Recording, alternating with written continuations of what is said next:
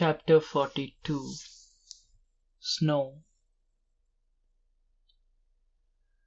I stood under the archway of the main gates, its old, old stones, and gazed back at Hastinapur one last time in farewell.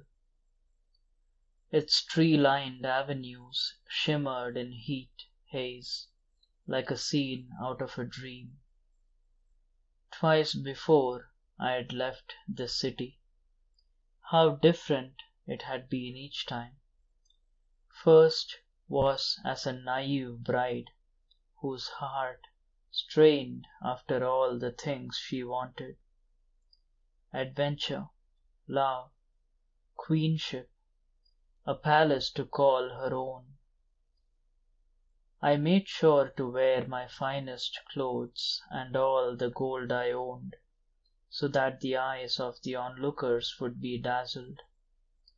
I held tight to the side of the elaborate, impractical chariot Dhritarashtra had given us to hide my nervousness, for I wanted the people of the city to remember me as heroic, majestic, the woman around whom history would gather itself.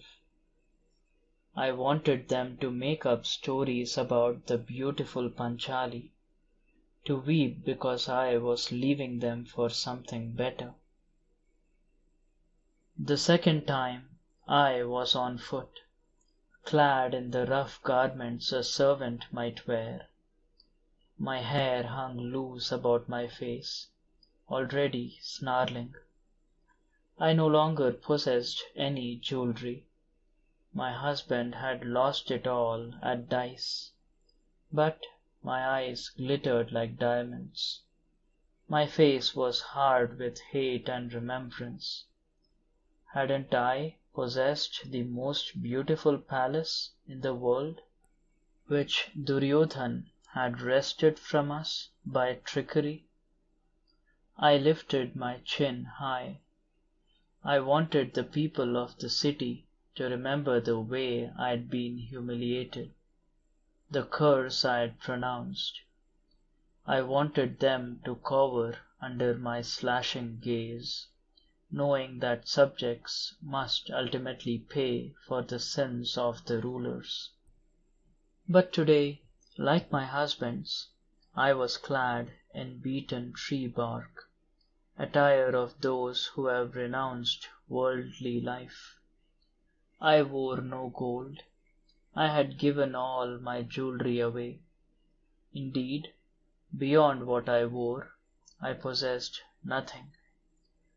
Behind me, Parikshit wept, and his new wife, and Uttara, and Subhadra, and further behind, as I had once so bitterly wished, I heard the laments of the people of Hastinapur, their sorrow at losing us. But I no longer required their tears. It baffled me that, as a younger woman, I had thought such a thing would make me happy. Now I wanted nothing, not even from Parikshit, whom I had come to love more than I had ever loved my sons. I sent a good thought toward the city, but I felt oddly detached from it, from all that had been my life until now.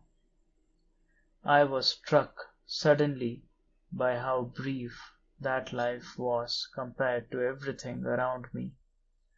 The marble buildings, the flowering flame blossom trees, the cobblestones smoothed by generations of feet, the indigo haze of the distant mountains. Perhaps this was how Kunti had felt, like a tiny boat rocking unmoored on the shore of a huge ocean, as she waited with vague interest to see where the current would take her. There was an unexpected freedom in finding out that one wasn't as important as one had always assumed. But as I stepped beyond the gateway, a traitor wind brought me the scent of parijats, that old smell out of my garden in the palace of illusions, and with it a regret. Why hadn't I planted it here in Hastinapur?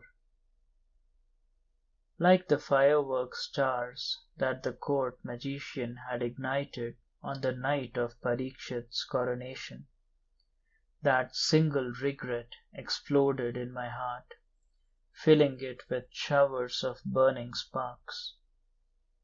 I wasn't ready to let go of my life.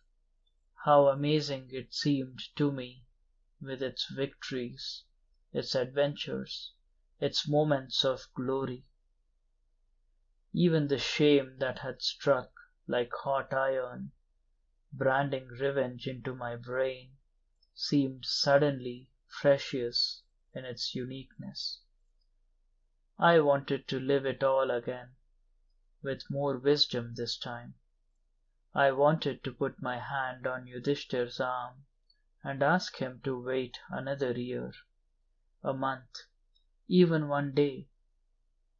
I hadn't taught Parikshit's wife how to make mango pickles with the secret ingredient that would keep them fresh for a decade. I hadn't commended Uttara on the strength she had grown into. I hadn't asked Shubhadra for forgiveness for the many ways in which I had tortured her. And Parikshit, how much there was to tell him.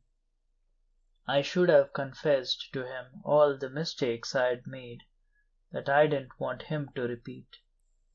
I should have disobeyed Vyasa and warned him of the dangers that lurked in his future. But it was too late. Already Yudhishthir strode ahead, his face still as glass, my other husbands following him steadfast, as they had all their lives. Even then I could have changed my mind. They had all asked me to stay back. Parikshit claimed he needed me to guide him, especially with my husbands gone. The women wept, saying they would miss me. Why did I have to go? They demanded. If it was a religious life I wanted, I could live it right here in Hastinapur. Didn't they have temples and priests? Wasn't every holy festival royally celebrated in this city? Didn't the most famous sages visit us regularly? My husbands too asked me to remain. They feared for my safety. The path they were to follow, up into the secret recesses of Himavan, was too treacherous. No woman had ever attempted it. If I fell by the roadside, Yudhishthir warned, my husbands could not stop to help me. Such was the implacable law of this final journey they had chosen to undertake. The more people dissuaded me, the more determined I became. Perhaps that has always been my problem, to rebel against the boundaries society has prescribed for women. But what was the alternative? To sit among bent grandmothers, gossiping and complaining, chewing on mashed betel leaves with toothless gums as I waited for death? Intolerable. I would rather perish on the mountain. It would be sudden and clean, and end worthy of bard song, my last victory over the other wives. She was the only consort that dared accompany the Pandavas on this final, fearsome adventure. When she fell, she did not weep, but only raised her hand in brave farewell. How could I resist it? The sages guided us to the base of the Himalayas. There they left us, for only a person who had given up the world forever was allowed to embark on the road that stretched ahead. We knew little about it except its name, which seemed ominous, though Yudhishthir repeated it with relish. Mahaprasthan, the path of the great departure. We had no idea of what it held. Even Arjun, the most widely travelled of my husbands, had not come this way before. The sages had told us that the road ended upon a sacred peak, a place where earth met the abode of the gods. There a man who was pure enough could push past the veil that separated the worlds and enter heaven. The scriptures declared it to be the most glorious of experiences. But those who were not as holy, the sages warned, would be prevented from proceeding beyond a certain point. The mountain would make sure of that. With melancholy relish, they described avalanches and hidden craters, man-eating snow beasts. When he heard of the veil that could be crossed, Yudhishthir's eyes sparkled with an interest I hadn't seen in them for a long time.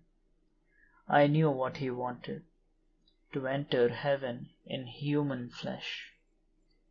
It was the latest of the impractical goals he'd run after all his life, with us in tow. I wanted to point out that we were dressed flimsily, in clothing made of bark. Our feet were bare. We carried no food, as was the custom when one embarked on Mahaprasthan. We had no means to protect ourselves should the snow beasts happen to be real. Yudhishthir had declared that weapons were a sign of ego and persuaded my other husbands to lay them down. It was clear that we wouldn't last long enough to reach any peak, sacred or otherwise. That did not worry me too much. I had accepted that we would probably die on the mountain. An end by freezing, I had heard, was less painful than some others, and not too different from floating into sleep. But what I resented was this. When we fell, our failure would be ascribed not to a physical limitation, but a moral one. The path was narrow and untravelled, cluttered with sharp rocks and choked with snow and slush. Not too many people, it seemed, were desirous of leaving the world behind. In a few hours my feet were lacerated, though because of the cold they didn't bleed. Nor did they hurt much. Already I had begun to lose sensation in my feet. But my other senses were heightened. I had never been one for appreciating the wilderness, preferring the shaped and contained beauty of my garden. Nature, whom I had encountered often enough in my wanderings, had always seemed my enemy, her only purpose to add to my discomfort. But today I couldn't keep my eye off the peaks. The way the light slid and shimmered along them, turning them into different shades of gold as the day grew older. There was a sharp sweetness to the air. I breathed it in, great gulps, holding it until my lungs ached, and still I couldn't get enough. Did it smell like the incense Vyasa had once sprinkled on a fire to make it speak? I shook my head to clear it. I knew that the ether of the mountains could make one hallucinate. Already it was hard to advance, to lift my feet from the snow that sucked at them. Still, I smelled the incense, and, along with it, I heard the chirping of the birds, though we were too high up to encounter any. I called to my husbands to ask if they noticed anything. Only then did I realize that they had gone far beyond me. Arjun was the farthest ahead, scouting the path for danger, closely followed by Nakul and Sahadev. But Bhim and Yudhishthir, conversing as they walked at a more leisurely pace, heard me and stopped. Bhim turned. He was coming to get me, but Yudhishthir put a forbidding hand on his arm. He was reminding him of the law. Once on the path, you couldn't retrace your steps, no matter what happened. Resentment flared through me. Rules were always more important to Yudhishthir than human pain or human love. I knew that he alone would reach the gate of heaven, for among us only he was capable of shedding his humanity. I wanted to tell him this, one last outburst that he would remember even in heaven. But the bitter words dissolved in my mouth, the way the far peaks were dissolving into evening. What use, even if I was right? On the nearest mountain, the snow had turned the color of the lotus I had once made Bhim pluck for me. I hoped he recognized it and rejoiced in what we had been. The strongest man in the world, who, for the sake of love, rushed into danger. The woman born of fire, whose glance had the power to make him smolder with imprudence. It was a good memory on which to end a life.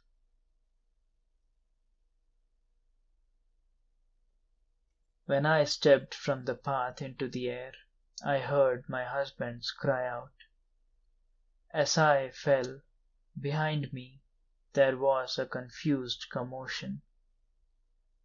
Bhim, I guessed, was scuffling with Yudhishthir, trying to get past him to me.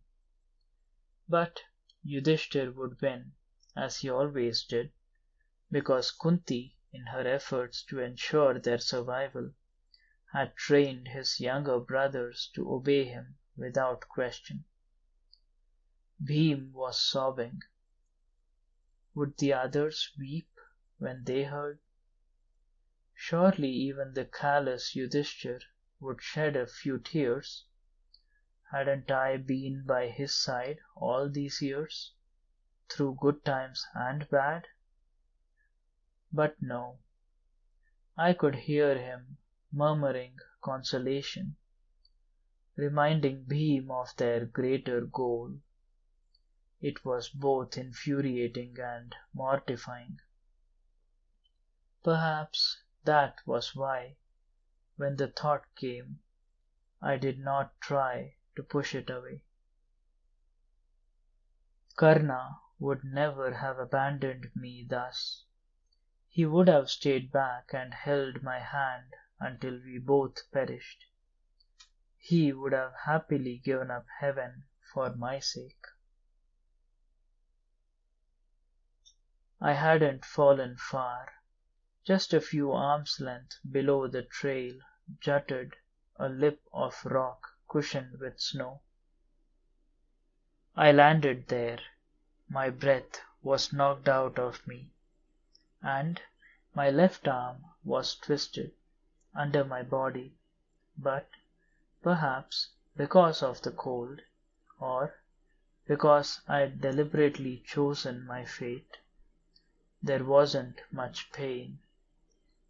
I could have scrambled up to the path somehow, but for what? To listen to another of Yudhishthir's sermons? Better to lie here, in relative peace, and gather my last thoughts. Perhaps the mountain air carried sounds farther than normal, or perhaps I imagined the words, for, though they must have travelled even farther by now, I could hear Bhim and Yudhishthir talking. "Why should she fall?" Bhim asked, his voice rough with tears.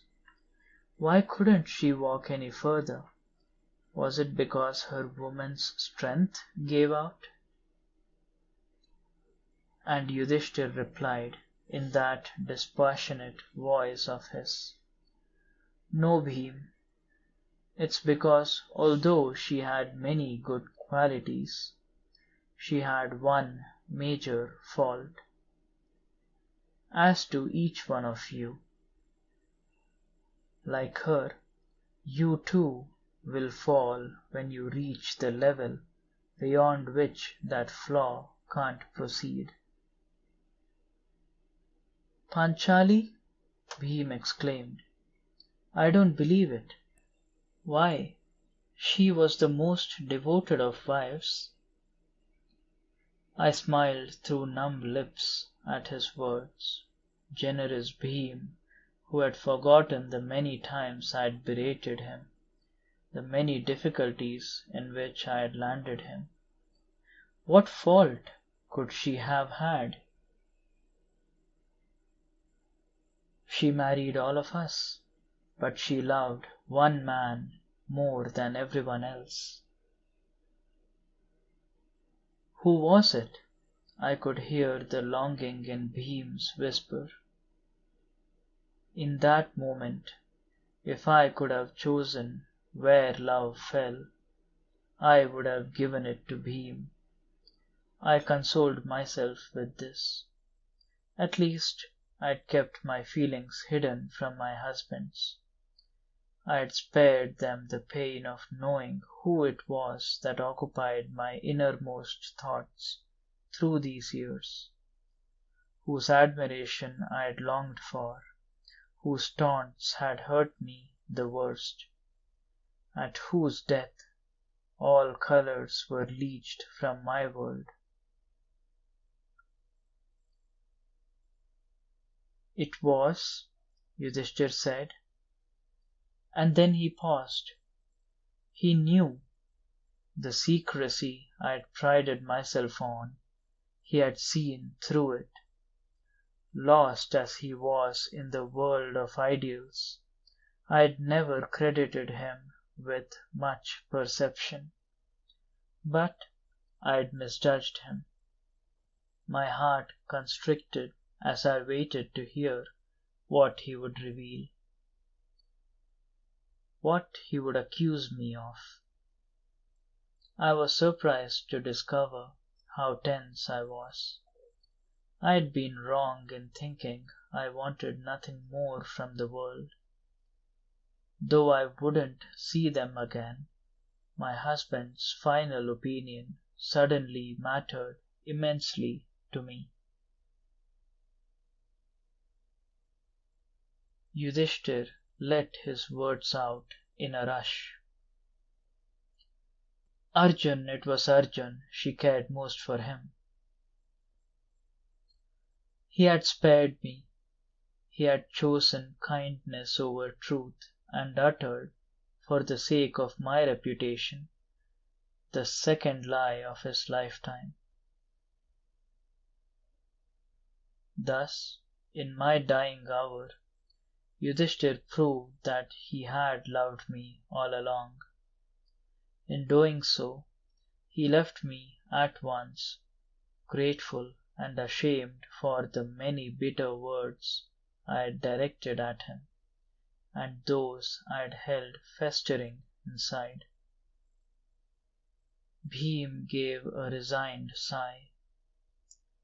"Can't really blame her, I suppose," he said. "Him being such a great warrior, and so good looking too. Why, even the celestial dancers at Indra's court couldn't resist him. How easy he was with his forgiveness where I was concerned. How magnanimous. I wished I could tell him how much I admired him. And my other husbands too. Each had his strength, his tenderness.